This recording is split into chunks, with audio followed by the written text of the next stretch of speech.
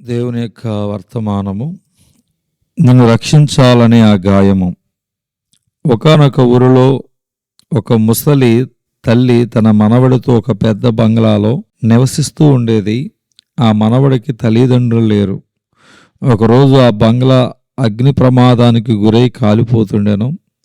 అప్పుడు అక్కడ చుట్టుప్రక్కల ఉన్న వారందరూ పరుగు పరుగున వచ్చి చూడగా ఆ మనవడిపై అంతస్తులో మంటలలో కదలలేని స్థితిలో పడిపోయి రక్షించండి రక్షించండి అని గట్టిగా కేకలు పెడుతున్నాడు.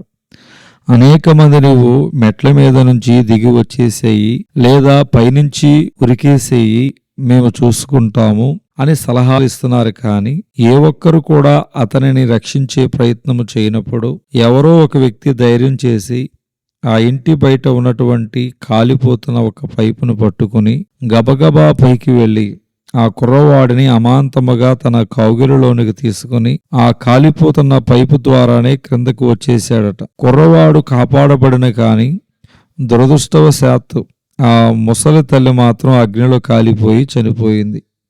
ఇప్పుడు ఆ కుర్రవాడిని ఎవరు పెంచగలరు అనే ప్రశ్న వచ్చినప్పుడు కోర్టులో ఈ విషయము తీర్పుకు వచ్చింది. ఒక్కొక్కరు మేము చూసుకుంటాము అంటే మేము చూసుకుంటామని ఇలా తమ ఆధారాలు చూపించడం మొదలుపెట్టారు. ఒక ధనవంతుడు వచ్చి ఆ కుర్రవాడిని ఏ లోటు లేకుండా చేసుకునే తహత ఆర్థిక బలము నాకున్నాయి, కావున నాకివ్వండి అని అన్నాడు. మరొకరు వచ్చి మాకున్నది 4 అమ్మాయిలే, అబ్బాయిలు లేరు, కావున మేము బాగా చూసుకుంటామని చెప్పారు.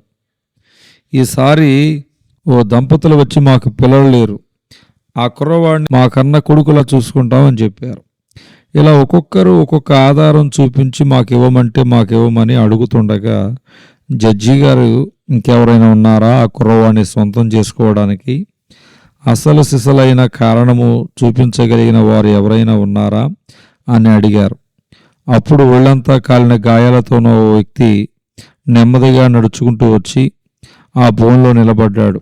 జడ్జి గారు అతను చూసి, అయ్యా, కుర్రవాడిని సొంతం చేసుకోవడానికి నీకున్న ఆధారం ఏమిటి చెప్పు అని అడగగా ఆ వ్యక్తి నోటిలో నుంచి ఏ మాట రావటం లేదు.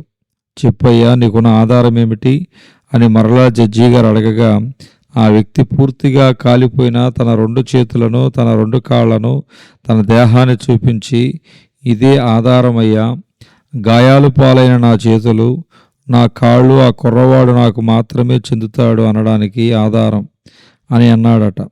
అతడు ప్రాణాలు తెగించి ఆ పిల్లవాడిని కాపాడిన సంగతి జడ్జి గారు తెలుసుకొని అతనికి ఆ కుర్రవాడిని అప్పగించారు. ఈ ప్రపంచంలో ఉన్న ప్రతి మనిషి ఒక క్రీస్తుకు మాత్రమే చెందినవాడు అని చెప్పడానికి ఆధారం. ఆయన చూపించే చేతులలో, కాళ్ళలో, శరీరం మీద ఉన్న గాయాలు, ఆ గాయాలే నేను క్రీస్తు వారమని చెప్పడానికి ఆధారం.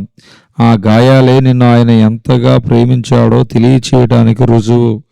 మన అతిక్రమ క్రియలను బట్టి అతడు గాయపరచబడను, మన దోషమును బట్టి నలగొట్టబడను, మన సమాధానార్థమైన శిక్ష అతని మీద పడెను, అతడు పొందిన దెబ్బల చేత మనకి స్వస్థత కలుగుతున్నది. యెషయా గ్రంథము 53వ అధ్యాయం 5వ వచనం. దేవుడి కొద్ది వాక్యము. దేవుడు దీవించునుగాక. ఆమేన్.